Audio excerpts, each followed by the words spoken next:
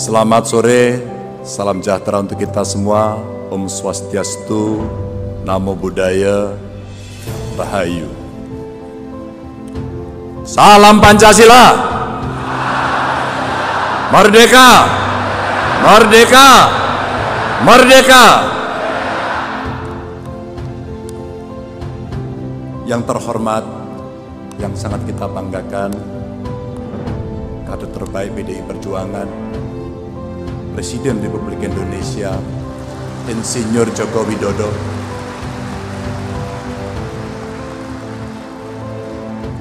Buat saya pribadi, beliau adalah mentor yang telah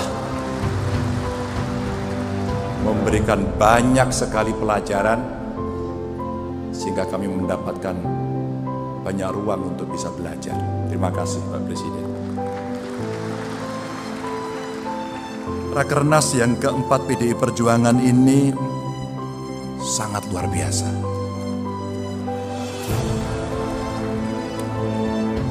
Bukan hanya jumlah pesertanya, tapi pilihan temanya yang sangat istimewa. Kedaulatan pangan untuk kesejahteraan rakyat dengan subtema yang sangat-sangat spesifik.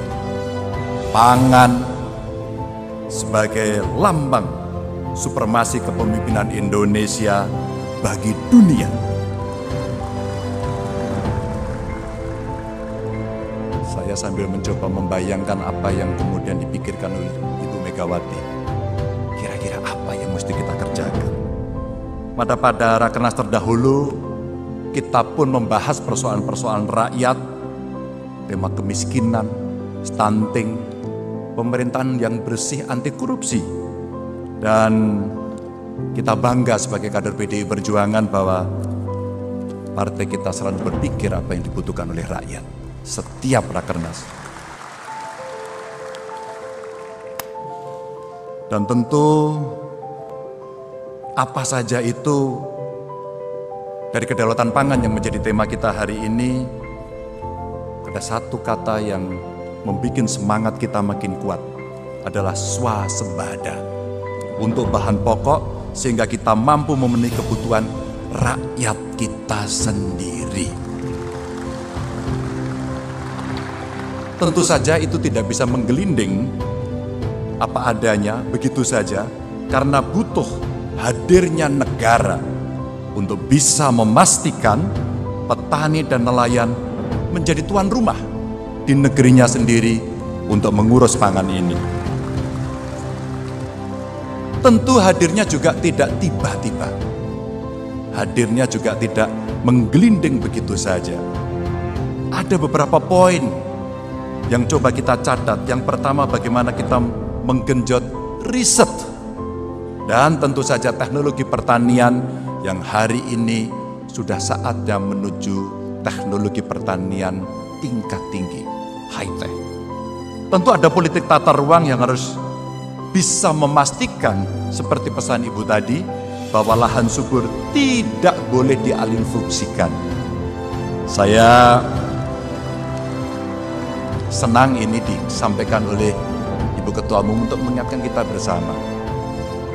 Ketika penugasan saya di DPR berjalan, saya ikut membahas undang-undang lahan pertanian pangan berkelanjutan. Tinggal bagaimana kita mengeksekusi, karena di ruangan ini ada dari eksekutif, baik dari pusat maupun daerah, yang berkewajiban untuk melaksanakan undang-undang ini. Dan tentu saja kebijakan fiskal untuk memberikan stimulus bagi inovasi peningkatan produksi nasional, termasuk penerapan teknologi terapan pertanian dan pembangunan yang masif infrastruktur pertanian serta sarana produksi pertanian, dan kita bisa belajar dari manapun. Kita bisa berkolaborasi dari manapun. Tadi sudah kita lihat, Ibu Ketua Umum, hasil riset-riset BRIN yang sebenarnya sudah bisa dilakukan hilirisasi untuk bisa kita lakukan terapan. Karena dari anak bangsa sudah bisa menunjukkan karya-karyanya. Tinggal kita memastikan untuk bisa menggunakan itu. Dan tentu saja hal yang penting dan dasar untuk menyejahterakan wong cilik adalah melalui pangan dan melalui makanan, tidak ada yang lain. Tentu saja nanti varian yang banyak akan menjadi dukungan karena ini yang paling pokok. Apabila kita bisa meningkatkan sektor pangan Indonesia untuk kesejahteraan rakyat, maka kita akan mampu membawa Indonesia lebih berjaya dan tadi pesannya adalah makin berdikari dan berdaulat. Tentu selaku kader PDI Perjuangan kita selalu diingatkan bagaimana pentingnya untuk membumikan ideologi pembebasan yang dilakukan oleh Bung Karno, ideologi yang berangkat dari tekad untuk membebaskan diri dari segala bentuk penjajahan, baik dari sisi politik, ekonomi, sosial, budaya, dan Rakernas ini mencoba untuk merumuskan agar kita punya kemandirian itu.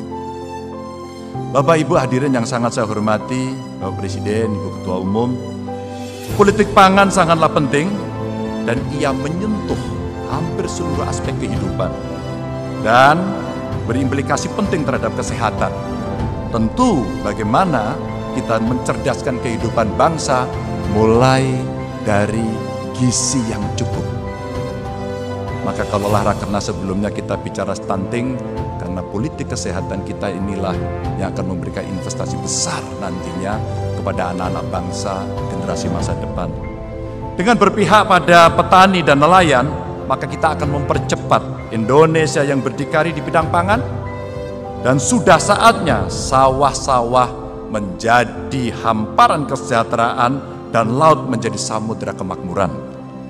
Dan Ibu Ketua Umum, hadirin yang saya hormati, Bapak Presiden, kita bisa melihat Rakernas keempat ini dilengkapi dengan pameran pangan sekaligus menjadi ajang untuk menyampaikan gagasan akan masa depan Indonesia di mana pangan perlu menjadi nafas kehidupan bangsa. Peningkatan nilai pangan Indonesia sendiri tidak bisa hanya dilakukan dengan memperbaiki satu aspek saja. Pasti tidak akan cukup. Dan dari hulu sampai hilir mesti kita yakini bisa kita kelola.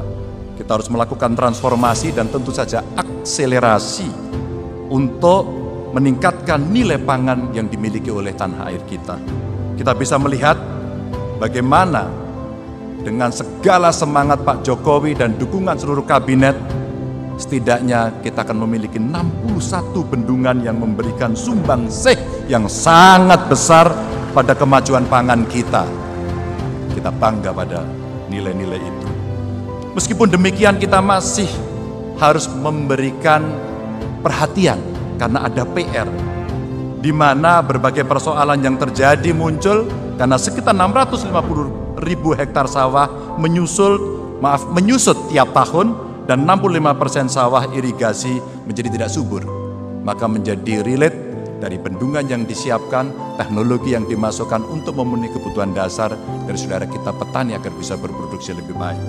Maka kita harus mempercepat modernisasi dan digitalisasi sistem irigasi supaya darah pangan ini bisa mengalir kepada tanaman-tanaman yang memang dibutuhkan. Kita tegakkan apa-apa yang harus kita lakukan, seperti tadi kita mesti menjaga lahan subur kita. Biarkan sawah kita tetap menjadi sawah. Biarkan embung tetap menjadi embung yang akan memenuhi kebutuhan air. Dan biarkan laut itu hidup dan menjadi tempat ikan-ikan berenang, karena itu menjadi sumber pangan kita juga. Pemerintah sudah menghitung, kira-kira jika seluruh syarat itu bisa dipenuhi Bapak Ibu sekalian, maka di tahun depan kita bisa menghasilkan kurang lebih 12 juta ton ikan tangkap secara sustainable. Saya kira kementerian sedang melakukan itu. Artinya kita akan dapat minimal mempertahankan atau kita akan meningkatkan. Betapa di depan mata kita punya kekayaan yang luar biasa, dan di tahun-tahun berikutnya angka itu akan bisa berkembang bahkan lebih. Tinggal bagaimana kita menjaganya melalui pengawasan yang real di lapangan, melalui penegakan hukum, melalui penangkapan yang terukur, melalui modernisasi budidaya perikanan, serta perbaikan sistem apa yang ada, termasuk akses permodalan, termasuk efisiensi distribusi logistik dalam logistik manajemen. Kita stop proses illegal fishing yang merugikan negara kita sampai 356 triliun. Stop. Mesti kita tarik menjadi kepentingan kita sendiri. Dan kita terus genjot kedaulatan pangan kita melalui diversifikasi pangan yang Bu Mega tadi sampaikan. Biarkan yang makan papeda tetap makan papeda. Biarkan yang makan tiwul tetap makan tiwul. Dan yang makan beras juga makan beras. Karena sorghum pun bisa menjadi sumber pangan. Biarkan. Karena itulah sumber pangan yang sangat variatif yang kita miliki. Negara lain tidak memiliki itu. Biarkan. Dan juga kita mesti memastikan bantuan, insentif, bibit, pupuk, sarana prasarana perikanan, tangkap, budidaya yang mesti disalurkan tepat sasaran. Maka untuk itu zaman sudah berubah, generasi berganti, dan kita tidak bisa mengharapkan berdikari dari pangan ini tanpa kita melakukan sebuah perubahan besar dari sisi teknologi.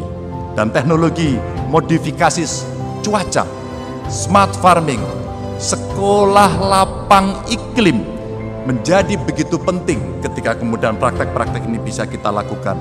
Dan kunci dasarnya adalah satu data. Maka satu data Indonesia akan menjadi rujukan utama kita dalam menentukan kebijakan, termasuk dalam politik pangan dan perikanan yang kita miliki, pertanian dalam arti luas. Dan ternyata satu data ini kita bisa gunakan teknologi AI. Kita tahu mana tanah yang oke, berapa pH-nya, tanaman apa, bibit mana yang harus dicukupi dengan kebutuhan benih yang kita mesti bisa bangun sendiri untuk disediakan buat para petani. Dan kita punya analisis semuanya dengan bantuan AI. Kita bisa gunakan hasilnya untuk melakukan modernisasi dan industrialisasi agar bisa berjalan on the track. Dan teknologi serta pesawat modifikasi cuaca mesti kita tambah agar jumlahnya bisa memenuhi dan kita bisa mempercepat seluruh target yang mau kita capai. Kita luaskan program Smart Fisheries Village yang sekarang sudah dijalankan oleh pemerintahan Pak Jokowi. Beberapa contoh dulu dibangun di Kebumen, bagus sekali, dan kemudian ini akan kita tularkan kepada tempat-tempat lain. Lalu pembangunan desa perikanan dengan basis penerapan teknologi informasi, komunikasi, dan manajemen tepat guna yang berkelanjutan untuk meningkatkan ekonomi masyarakat desa. Dan satu program bisa menciptakan banyak tujuan.